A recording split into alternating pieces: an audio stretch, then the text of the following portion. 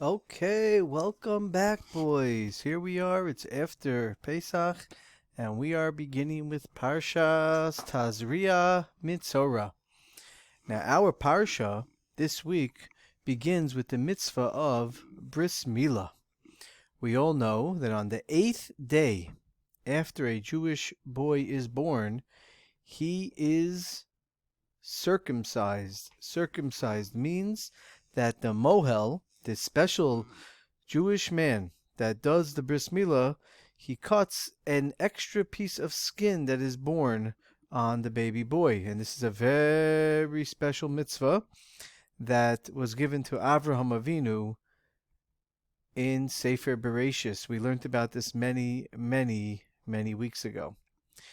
This mitzvah is a special sign between Hashem and us, and every Jewish boy was circumcised, had a bris milah from the time of Avraham and onwards.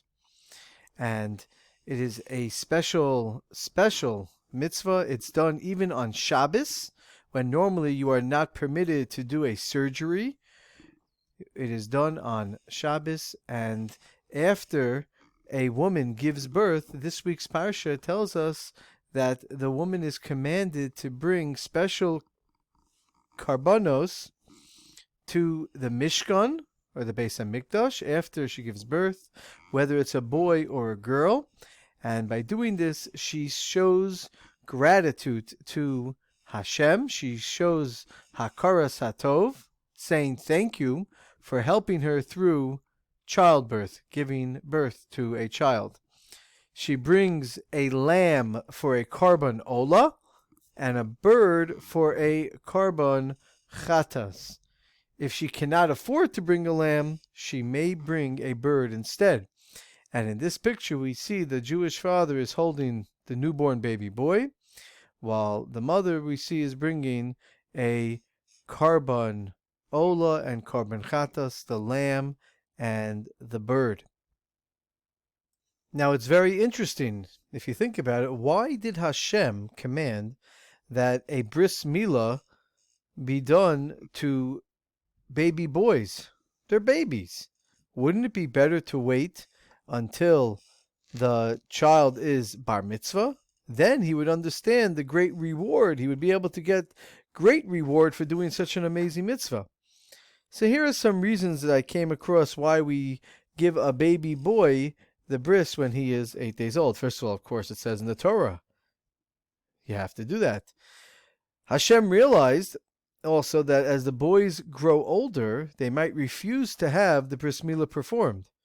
And then it would be that you would have many Jewish boys without a bris milah.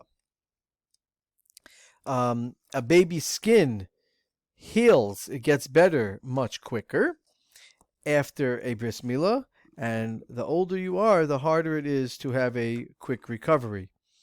And when a baby is born, it is easier for a parent to give it a bris milah. If you were to wait till the child is 13 years old, the parents might hesitate because they know the child for even a longer amount of years. So therefore, it will be harder for them to do the bris milah, but we give it to the baby boy when he is born instead. The special thing about a bris is that at the bris, right after the bris, the baby boy is given his name. A boy gets his name at his bris. A girl gets her name by the parents calling her name. Usually by Shabbos, by the Sefer Torah, they usually give the name. Now, because of the coronavirus, people are not going to shul, so we just give the baby girl her name, and once people start calling her by her name, that is her name, and that's what everyone knows her by. There's nothing else that you have to do. It's a very special occasion when you have a bris milah, and we are even told that Eliyahu Hanavi is sent by Hashem to be at every bris milah. And it is considered a main part of what the Jewish people do in order to be considered a Jew. As a matter of fact, when you have a boy or a man that becomes a Jew, a non-Jewish person that decides to become a Jew, they have to have a bris milah. Without a bris milah, you cannot be Jewish. Okay, let's continue. We're going to go on to the next topic in Parshas Tazria Metzora, which is the topic of tsaras, tumah. Tsaras is a condition where the skin develops white spots. Now, in English, tsaras is commonly called leprosy. But boys, that's a mistake. This is a disease that's brought upon by Hashem, and usually it comes about for the sin, the avera of speaking Lashon Hara. It doesn't just stop with the skin. It can be found on your clothing, it can be found on your house, and it can even be found on things in your house. Why does Hashem do this? It's to awaken in a person that a person should examine what he does and realize that he should do teshuvah.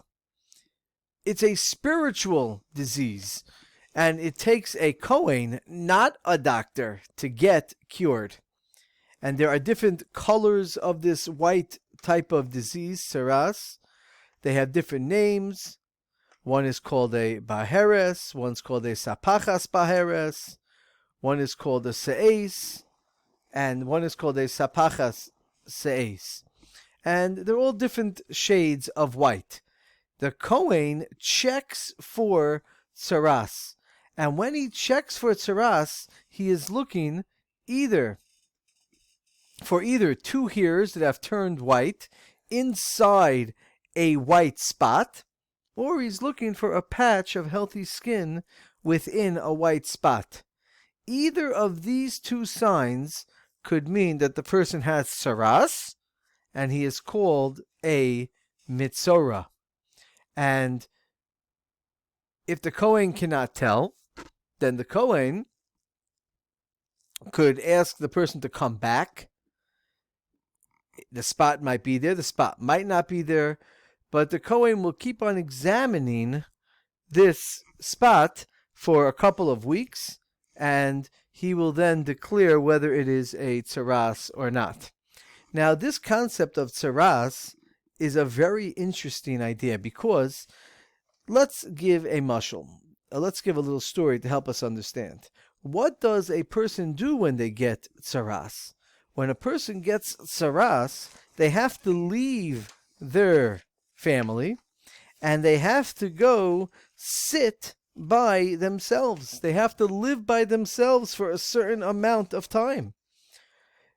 It's kind of like when a mom or a dad tells their child to go into timeout. Sometimes a kid could be getting wild, and the mom or dad has to say, please go into the corner, please go into timeout, go sit by yourself. Why? Because it gives you time to calm down. It gives you time to think about what is happening.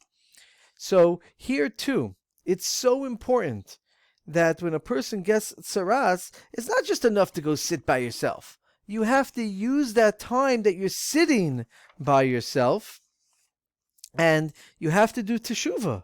You have to feel bad about why it may have come on you. Now, we know that tsaras, one of the main averis that came about was because of Lashon Hara. No other person's allowed to sit next to him. The person has to cover his mouth with a scarf to remind him about the avera of Lashon Hara, which had caused his tsaras. And you're sitting alone. You don't have your neighbors. You don't have your friends. You don't have any family. You have plenty of time to think about teshuvah. Maybe I spoke wrongly about another person. Maybe I did not treat that person with respect. Maybe that person did something and I viewed him in a bad way, in a negative way, and I could have viewed him in a good way, in a positive way. The Metzora, the person with the tsaras, has to think about what is going on and why Hashem brought upon this punishment on him. Now it's very important to know Hashem could have brought the punishment only onto your body. Sometimes Hashem will bring it onto your clothing first. In the times of the Beis Hamikdash, Hashem would sometimes bring tsaras on clothing of a person who did an Avera. And only white clothing could become tameh with tsaras. If a person's white clothing showed one green or one red spot, he had to show it to a Kohen. And the Kohen would lock up the piece of clothing for a week. And he would then check to see if the colored spots had grown larger. If they had grown larger, the clothing was burned. Now, why did Hashem bring tsaras on a Jew's clothing? The tsaras spots warned him to do teshuvah for some serious avera that he had done before his body got the tsaras. Of course, we would much rather have that our clothing gets punished before our body. So sometimes Hashem is kind to us. He brings the tsaras onto something else before he brings it onto our body. So these are some very important ideas to think about. Have you ever said something bad about someone? I know I have, and I felt bad, and sometimes I apologize to the person. I had to, because I hurt their feelings. Don't be afraid to apologize and to feel bad for things that you may have done wrong. It makes you into a better person.